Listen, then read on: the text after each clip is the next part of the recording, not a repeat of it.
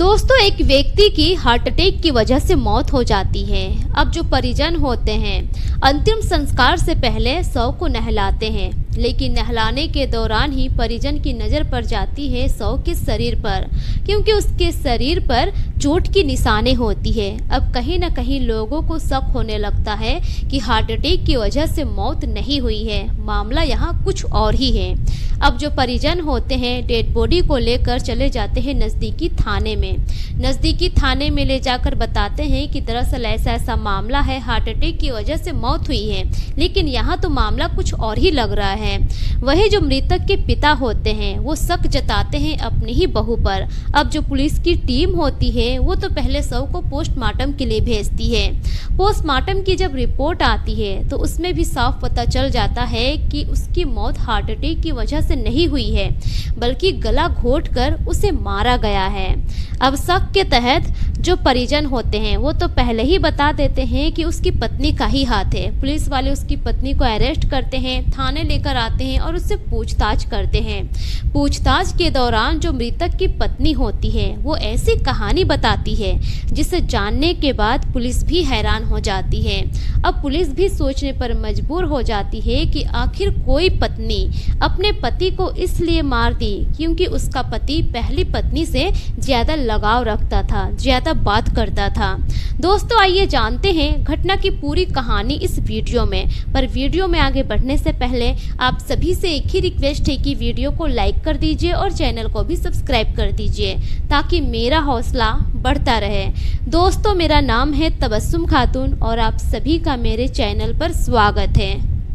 दोस्तों, मामला उत्तर प्रदेश के मुजफ्फरनगर के टांडा माजरा गांव का है। वहीं एक संजय कुमार नाम के व्यक्ति रहा करते थे। वो एक बैंक में कर्मचारी थे। उन्होंने 2 शादियां की थी। पहली शादी जब की थी उन्होंने तो पहली पत्नी से उनको 3 बच्चे थे, लेकिन इसी बीच साल 2000 में उन्होंने दूसरी शादी की कविता नाम की महिला से। दूसरी शादी करने के बाद अपनी दूसरी पत्नी के साथ वो अलग घर में रहने लगे। वही जो उनकी पहली पत्नी थी अपने बच्चों के साथ दूसरे घर में यानी कि गांव में रहा करती थी।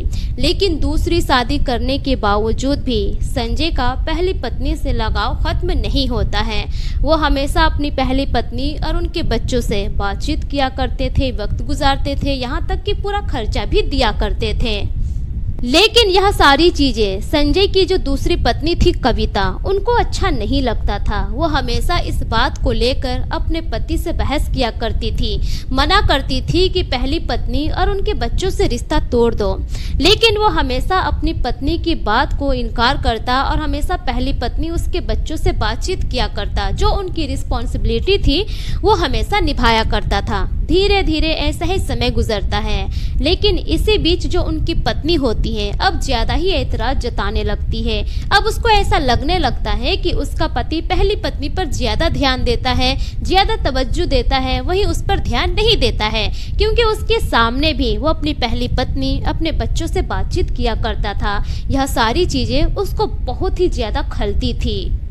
अब इसी तरह से धीरे धीरे वक्त गुजरता है। सभी की जिंदगी इसी तरह से आगे की ओर बढ़ रही थी। उधर जो दूसरी पत्नी होती है कविता, वो अपने पति को बहुत समझाती है, लेकिन उसका पति मानने को तैयार ही नहीं होता है।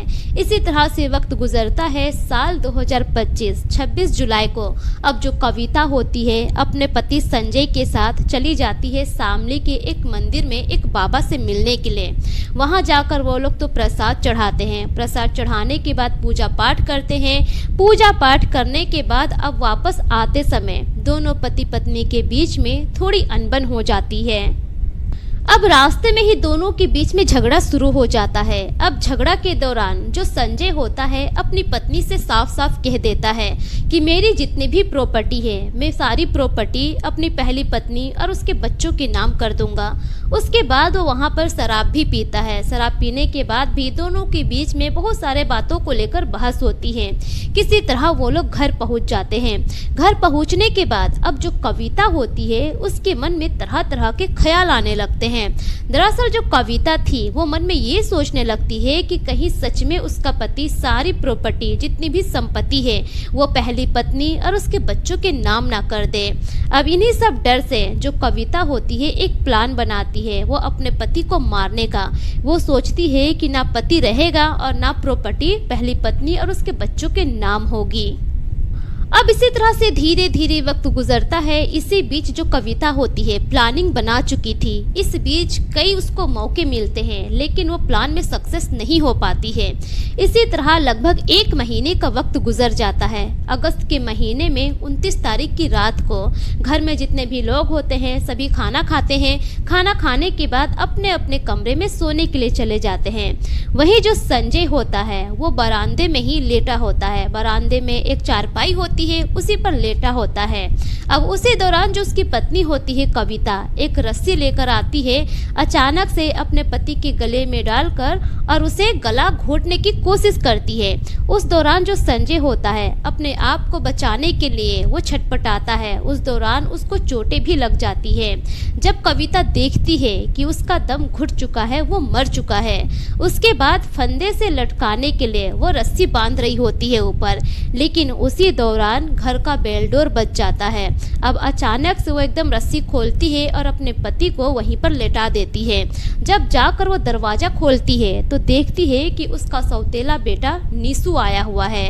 अब अपने सौतेले बेटे के सामने वो रोने का नाटक करती है और कहती है कि देखो ना तुम्हारे पिता को क्या हो गया है, मुझे तो लगता है कि हार्ट अटैक आ गया है। ये अचानक से छटपटाने लगे। जब नीसू इतना सुनता है तो अपने पिता के पास जाता है और सीना दबाने की कोशिश करता है। जब कोई प्रतिक्रिया नहीं होती है तब वो भी एकदम से परेशान हो जाता है। घर में जितने भी परिजन होते हैं सब जाग जाते हैं। अब जो नीसू होता है उसी वक्त अपने दादा को जाकर बताता है। अब पूरे परिजन वहां पर आ जाते हैं, किसी तरह अस्पताल लेकर जाते हैं। अस्पताल लेकर जाते हैं, वहां पर जब डॉक्टर चेक करते हैं तो वहां पर डॉक्टर मृत घोषित कर देते हैं। अब संजय के जितने भी परिजन होते हैं सबको यही लगता है कि संजय की मौत हार्ट अटैक की वजह से ही हुई है। अब पूरे परिजन मिलकर प्लानिंग बनाते हैं कि शव को पैतृक गांव टांडा माजरा बुढ़ाना ले जाना है और उस गांव में ले जाते हैं। वहां ले जाने के बाद अंतिम संस्कार से पहले शव को नहाने की तैयारी करते हैं। जब शव को नहाया जा रहा था अब उस दौरान किसी की नज़र पड़ जाती है उसके शरीर पर कुछ चोट के निशान होते हैं। उस निशान को देखने के बाद अब सभी लोग आपस में बातचीत करने लगते हैं और कहते हैं कि यहाँ तो मामला कुछ और ही लग रहा है। मुझे नहीं लग रहा है कि इसकी मौत हार्ट अटैक की वजह से हुई है। अगर हार्ट अटैक की वजह से होती तो इसके शरीर पर ऐसी चोट कैसे लग सकती थी। अब सभी लोग आपस में इस बारे में बातचीत करने लगते हैं, डिस्कस होती है। अब उस दौरान सभी फैसला करते हैं कि अंतिम संस्कार अभी नहीं होगा, पहले शव का पोस्टमार्टम करवाया जाएगा। अब सभी लोग मिलकर शव को लेकर चले जाते हैं पहले नज़दीकी थाने में। वहां ले जाने के बाद अब जो मृतक संजय के पिता होते हैं भोपाल सिंह, वो वहां के ऑफिसर से बातचीत करते हैं और कहते हैं कि साहब हमें ऐसा डाउट हो रहा है कि मेरे बेटे की मौत हार्ट अटैक की वजह से नहीं हुई है बल्कि इसको किसी ने मारा है। अब जो पुलिस की टीम होती है वो पूछती है कि आपको किसी पर शक है क्या। अब जो मृतक के पिता होते हैं भोपाल सिंह, वो कहते हैं कि साहब मुझे तो हमारी बहू पर ही शक है। अब जो पुलिस की टीम होती है सबसे पहले तो पुलिस की टीम डेड बॉडी का पोस्टमार्टम करवाती है। जब मंडी कोतवाली पुलिस शव का पोस्टमार्टम करवाते हैं और जो पोस्टमार्टम रिपोर्ट आती है उस रिपोर्ट को देखने के बाद पुलिस के भी पैरों तले जमीन खिसक जाती है। दरअसल पोस्टमार्टम रिपोर्ट में साफ साफ लिखा हुआ था कि संजय की मौत हार्ट अटैक की वजह से नहीं हुई है बल्कि गला घोटकर उसे मारा गया है। जब उसके परिजन यह सब सुनते हैं तो सभी के पैरों तले जमीन खिसक जाती है। उन लोगों का शक हकीकत में बदल जाता है। उसके बाद मंडी कोतवाली पुलिस चली जाती है संजय की दूसरी पत्नी कविता के पास। वहां जाकर पहले तो उसको अरेस्ट करती है और थाने लेकर आती है। थाने लेकर आने के बाद उससे पूछताछ किया जाता है।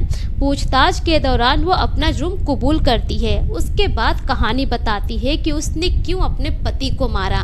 दरअसल वो बताती है कि उसने 2 शादियां की थी, दूसरी पत्नी मैं हूँ, लेकिन दूसरी शादी करने के बाद भी पहली पत्नी और उसके बच्चों की तरफ उसका लगाव बहुत ज्यादा था। अपनी पत्नी को ज्यादा वक्त देता था, उससे ज्यादा बातचीत किया किया करता था, वही मुझे वक्त नहीं देता था। मेरे सामने भी वो अपनी पहली पत्नी से घंटों घंटों बातचीत किया करता था। मैं हमेशा मना करती थी लेकिन वो नहीं मानता था। लेकिन आज से 1 महीने पहले उसने मुझे धमकी दी और साफ साफ कहा कि मैं अपनी सारी संपत्ति पहली पत्नी और उसके बच्चों के नाम कर दूंगा। अब इस बात से मैं डर गई और इसी कारण मैंने मारने का प्लान बनाया और मैंने ही उसे रस्सी से गला घोंटकर मौत के घाट उतारा।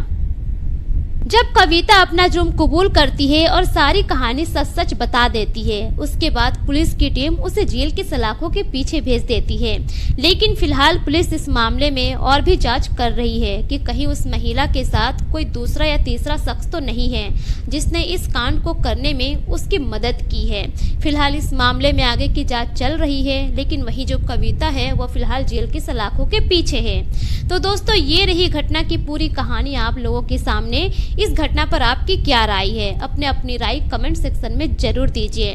दोस्तों, इस घटना को सुनाने का मकसद किसी की भी भावनाओं को ठेस पहुंचाना नहीं है, बल्कि मेरा मकसद आप सभी को सतर्क करना है, जागरूक करना है, ताकि आप अपना और अपने परिवार का ख्याल रख सके। दोस्तों, मिलेंगे फिर एक नई वीडियो के साथ। तब तक के लिए शुक्रिया। जय हिंद।